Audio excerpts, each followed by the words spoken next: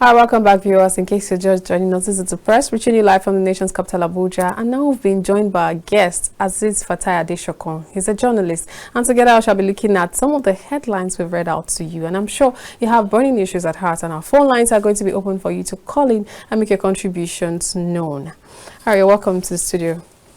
Good morning. Good morning to you. Thanks for having me. Thank you for coming, especially at such short notice. We appreciate you. It's my pleasure.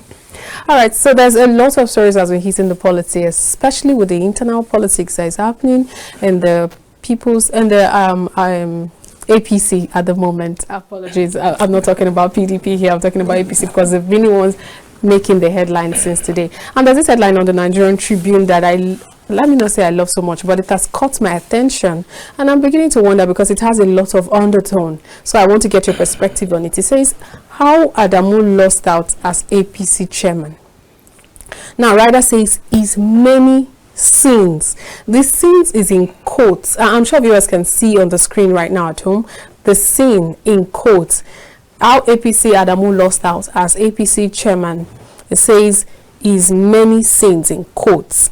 Now, they are not saying the VP loyalist, Kyari, now acting chairman.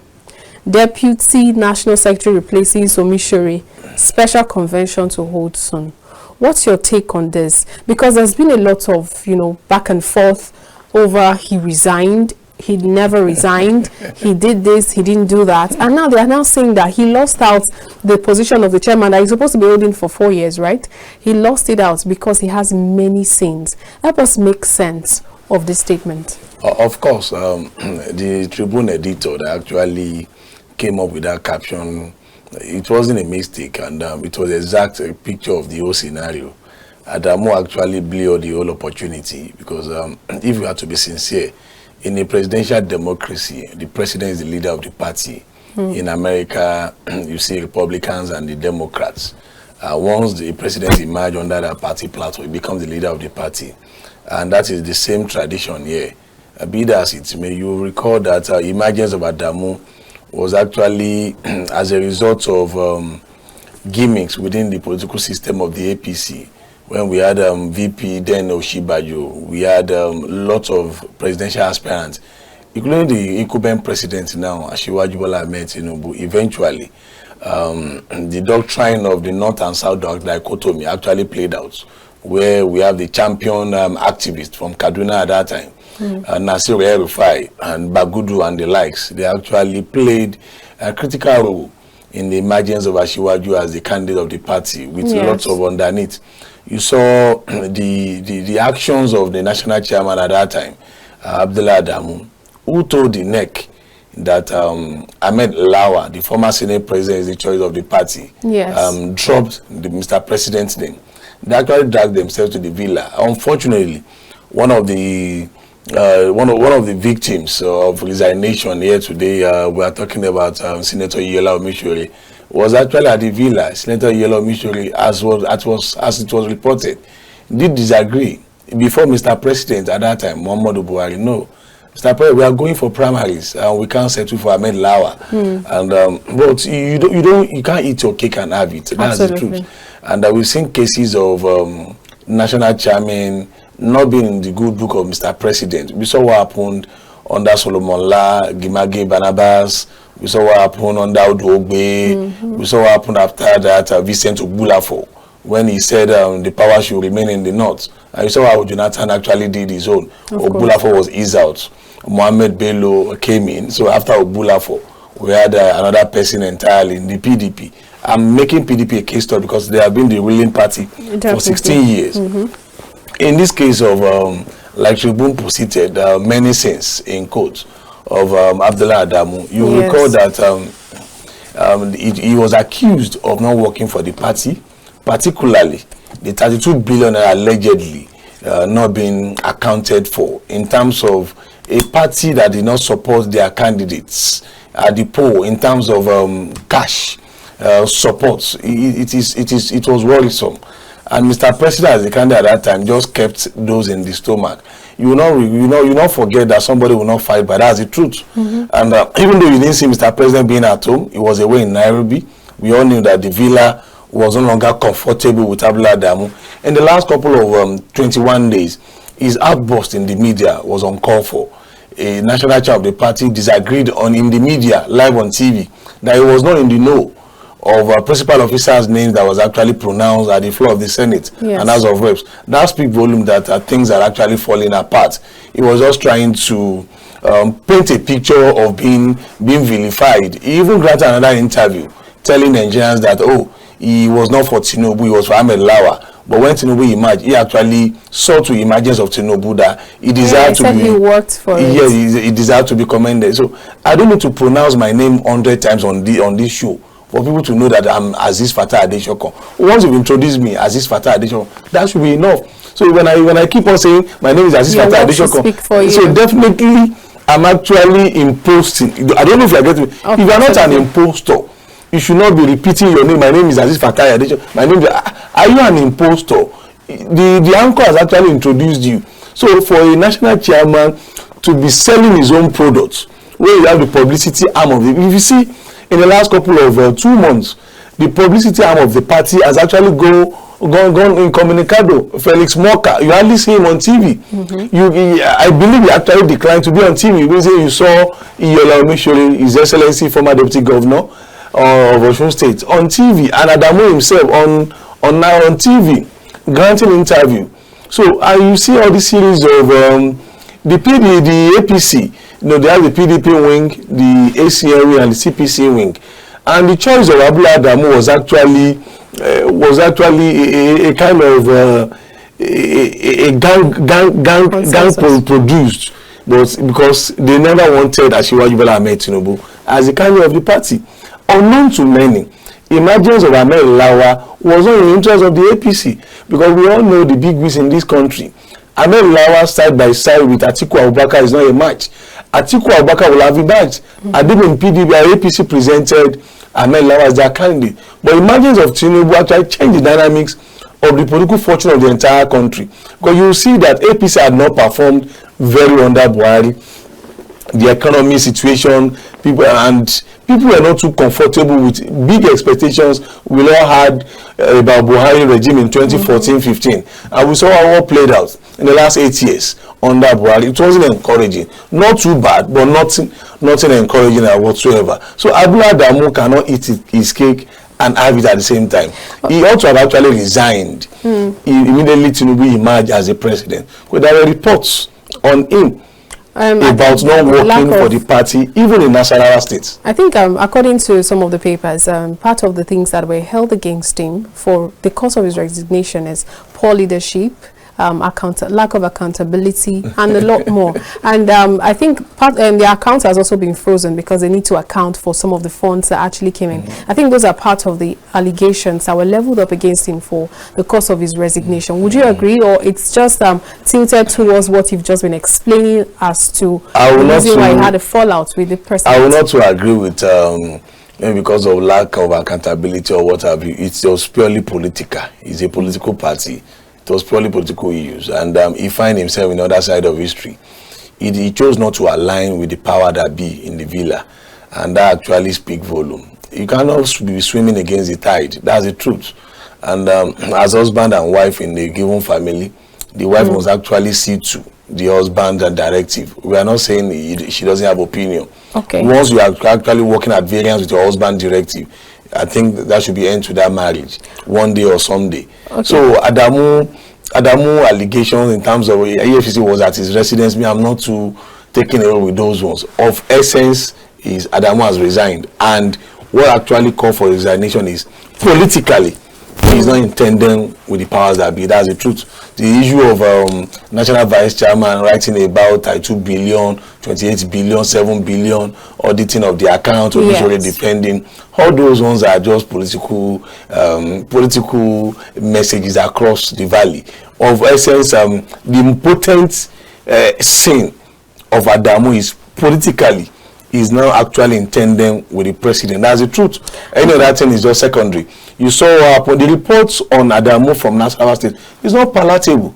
You are not intended with absolutely isolate the governor of the Nasarawa state and the immediate past governor, Al-Makura, whom Tinubu wanted as the national chairman before the Bunis and the likes, the Villa gang, actually gang up against Al-Makura. But even now there are underground conversations. Al-Makura is going to be stepping into his shoes when he's gone. Of course, Mr. President has every audacity to even choose Olamide or Adesokan if I'm a member of that party. Is that constitutional?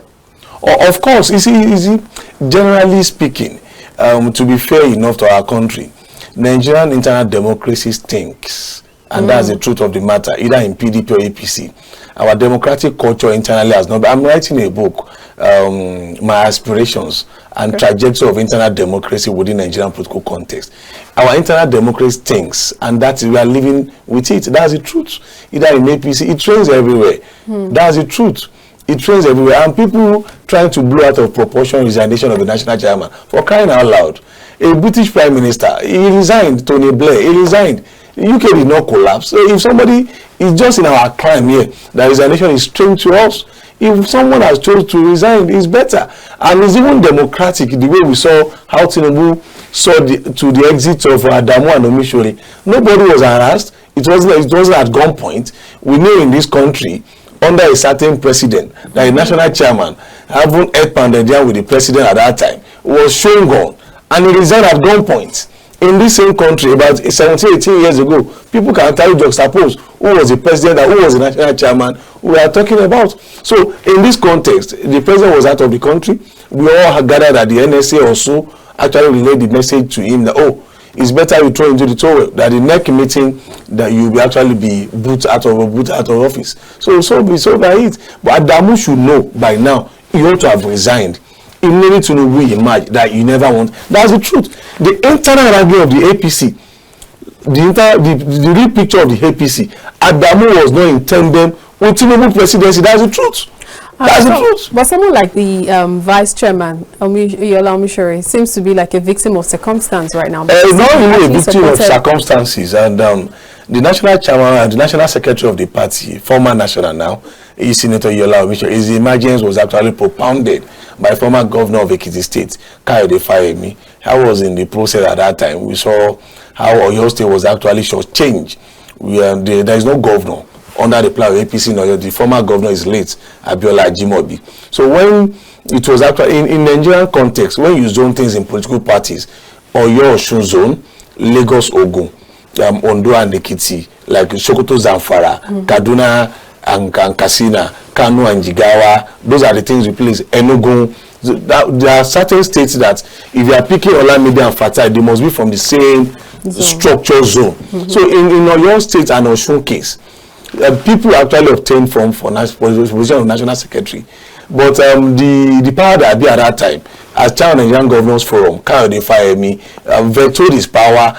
He spoke with his brother from Ondo State, Aketi, SAN, that he should actually allow him to produce Omishori from Osun. And Aketi actually spoke with Kekemeke. Kekemeke settled for national vice chairmanship. So for Tinubu, he wants to have his own footprint in the party. You don't joke with party when you are a president or a governor. If you know Tinubu as glorious governor, he came on the power of Justice Forum under the AD. So by the time things were not too rosy, he had the party in his pocket. So that is how to do things. Even though the presidency is saying that the president has nothing to do with this resignation. You and I, as a journalist, we know that the president is involved. That's the truth. If the president is watching us, he knows that he's involved. Nobody can kick out national chairman and national secretary without the consent of the president. It's not done anyway. You can't get them kicked out of the blue, but it's not possible. And now that the ANEC meeting has been postponed, we just hope that well, they said a convention is supposed to come up soon. They are even saying that all this acting of it, all of them are even still going, and it will actually resonate to the state chapter of the party. They are going to dissolve all state chapter exco's. That's what they are going to do. You saw happen under Adams Oshiomhole. You see, Tinubu, people forget easily.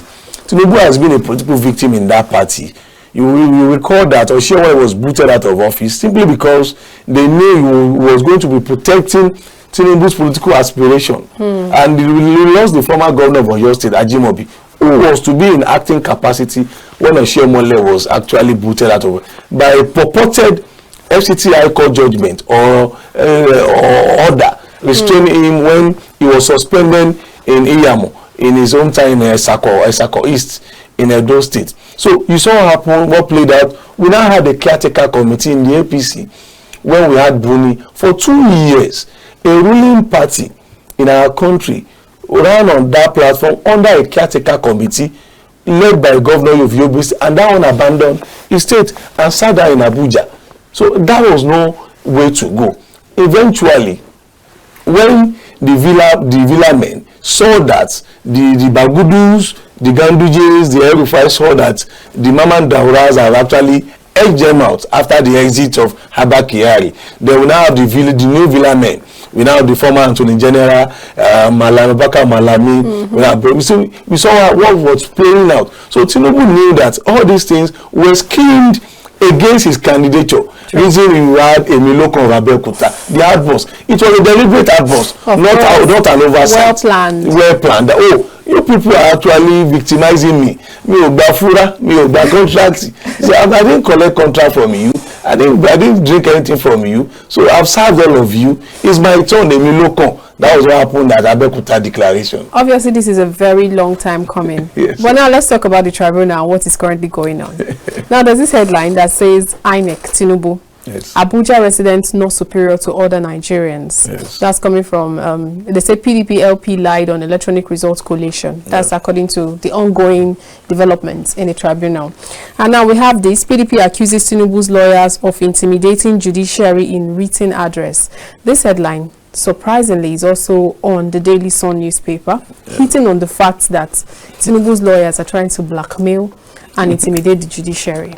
What do you make of that, side by side with the ongoing dramas of 25% in the FCT is the only thing that can actually guarantee your seat at the helm of affairs? Yeah, Olamide, I think this matter, unless the Supreme Court actually put this declaration to rest, and we continue to debate, argue over this 25% of the FCT. By my layman understanding, I'm not a lawyer. As a journalist, I believe that the interpretation of the Supreme Court will go a very long way. True. And I think there's a precedence already in the case of Oshun, that Deleke versus Oyetola. And I think years back, between President Muhammadu Buhari and Olusegun Obasanjo. But in this context, we are talking about electoral law. Okay, yeah, sure. Electoral acts and transmission of results by INEC, and we are talking about 25% of the FCT. And what the Constitution actually spelled out, the Constitution says that 25% of 2/3 of the states and FCT is not as if including, it's just like in JAM. When we were writing JAM, said candidates must possess credit in English language and mathematics and 3 relevant subjects, including 5 credit passes, including maths and English. Either you are studying medicine, either you are studying engineering, you must have credit passes in maths and English. They said including, but in Constitution, they said 2/3 of the states, including, they didn't say including the FCT. They said and FCT. And that is open to interpretation, either here or there. So I don't want to actually predict the Supreme Court judgment. We are still at the appellate courts. So when we get to the Supreme Court, the Supreme jurists will actually do the needful. But in the terms of accusing the and the likes, blackmailing the tribunal, no, there's nothing like blackmailing. It's just like somebody accusing your guest, speaking too much of grammar. So what we can say is, do you understand? Is he speaking rubbish or is he speaking correct English? Somebody they are making their submission. That was what they were hired for. That was what they were paid for.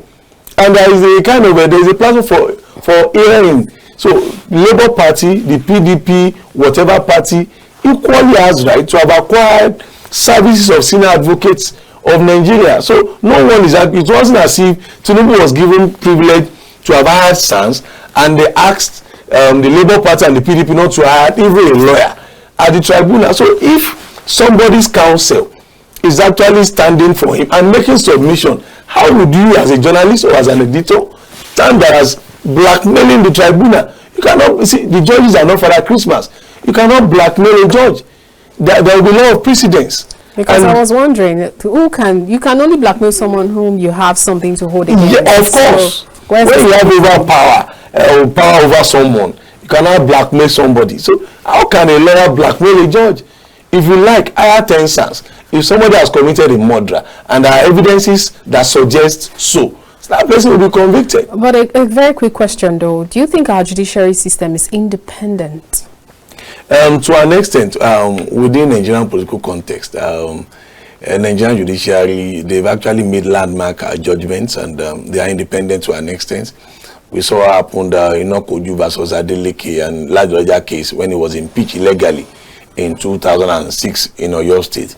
We saw how the former CJN from Kwara State in Ilorin, Justice Alpha Begore, actually delivered a landmark judgment that Ladoja was illegally impeached. And we saw the trend at the Supreme Court, governors that were illegally impeached, because we saw Adamu at that time as EFCC chairman. Reason we are telling our people that when you are holding public office, try in as much as possible to be above board, because whatever you do will become part of your history, and people will never forget. Ribadu as EFCC chairman at that time, he coerced House of Assembly members as EFCC chairman, drove them to hotel and impeached governors. It happened in the case of Joshua Dari in Plateau State. It happened in the case of Alamesia in Bayelsa. We are not saying governors were not found wanted or not. We are saying impeachment process was so flawed under Olusegun Obasanjo. So, and the Supreme Court, I'm talking about judicial independence. So the Supreme Court at that time, under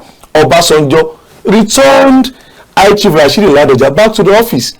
After 11 months or so, the same thing applied to Joshua Dari. The same thing applied to even this man, Peter Obi, when he was governor of Anambra State. Of course. And tribunal has actually said, oh, he was the duly elected governor, and he was sent packing. So by the time he came into power, his time has actually elapsed. He went to court for interpretation. And Supreme Court, just for you to know that Nigerian independence of the Nigerian judiciary, to an extent, Supreme Court in their unanimous they did pronounce that Andy Uba, who was then governor of Anambra State, a 17 days governor, ought not to have been elected. The INEC ought not to have conducted election in 2007. That Obi must spend out his term of office. That was a landmark judgment from the judiciary platform. So Nigerian judiciary, without any brief for them, I can say they are independent to an extent, and we must give them kudos. Because if we are talking about, if we are not being objective, we must actually be speaking within the context of our country. So we are not in America. We can't have the system of America or Britain for now. And even though the Americans that we are talking about, American democracy is over 200 years. And even when they started, it was more stinking than ours. Abraham Lincoln was assassinated. JF Kennedy was assassinated. Until 1970, the blacks were actually victimized in the US. Martin Luther King Jr. was assassinated. So when some people just come on air or tell us in the media, oh, America is not like this, America was worse off, had an issue. And people were, the blacks initially, they don't have the right to vote or to be voted for. So in this context, our democratic culture is actually evolving, and we are getting there gradually. We had a period where a national chairman asked to resign at gunpoint, but now we have a period that the national chairman was asked to resign without being at gunpoint. Even the president was even away in Nairobi. So we are getting there. We are now evolving democratically. Thank you. Hello, good morning. Morning. Good morning. Please tell us your name and where you're calling from. I'm Mr. Daniel. I'm calling from Makodi. All right, please join the conversation, Mr. Daniel. Sorry, I just entered inside and I switched on to KAFTAN. I don't know what is really the discussion to have. All right, we've been talking about the APC national chairman, and now we're talking about the faith in the judiciary system. Yeah. Thank you very much. It's a very good discussion. But what I'm seeing in this country is that most of the people they'll be taking to court under AFCC, under allegation of fraud and all that, we have not really gotten any good result from them. So if Mr. Azeez is discussing with you, he says that at this point they are working alone. They are seeing people who are separate from the government. I come to disagree about that. Because a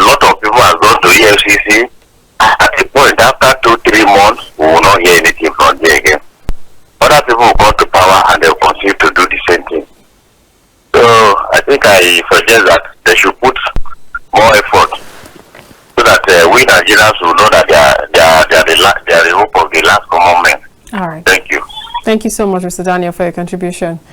Well, he's actually talking about, from his own perspective, yes, about independence of judiciary. And to some of us as journalists, we've seen, I've just painted pictures of landmark judgment of the judiciary. We saw happen in the 70s of Oraji Oba in Lagos in Alimosho, where we have this a popular socialite. In this, as far back as in the 70s, under the Justice Fatai Williams and in Lagos, a landmark judgment, the man was found guilty, he was sentenced to death. That was in the 70s. So the Nigerian judiciary deserve our kudos. It's not an easy task being a judge, and the judges are not Father Christmas. They will actually pronounce based on evidences before them. Sure. Reason I painted a picture of within Nigerian political context. I'm not saying we have a perfect environment, but I'm saying within Nigerian context, we are all Nigerians. Sure. We know ourselves. When you are given an appointment to come somewhere, or you are having an event, even your own personal event, 10 a.m. will not be 10 a.m. That's Nigerian context. Time. That's African time. Nigerian will tell you African time. So we have our peculiarities, sure, and we must actually ensure that whenever we are giving analysis, we must be objective in tandem with our peculiarities. I can't claim, you understand, so we live a communal life here. Unlike in the UK. In the UK, your next neighbor, you cannot even see, you might not even see him in the next 1 month, 2 months. In our tradition here, your next neighbor, Mama Biliki, we've not been seeing you for quite a while. Sure. But in the UK, in the US, nothing concerns you. But here, in our own context, it concerns you. That she doesn't even greet. It doesn't. That is Nigerian context. We have our own peculiarities as a community, as a Nigerian community. But in terms of judiciary, I'm not doing brief for them. But in fairness, Nigerian judiciary is independent to some extent. That sounds like a whole lot of faith we have that we should start having in that. Oh, of course. I painted a picture of landmark under Joseph Alpha Begore and the Supreme Court judgment at those period. Legbo Kutigi regime, we saw Aloysius Kasuna Alutu. We are seeing under this Justice Ariwolatu. We've seen landmark judgment, independent of judiciary. We are seeing that. And to come to full life. We'll definitely keep our fingers crossed for that. Thank you so much, Azeez Adesokan. We really appreciate your time today. It's my pleasure to be here. Thanks for having me. All right, viewers, that's what we'll draw the curtain. Well, that's what we'll draw the curtain on this segment. We'll be right back shortly.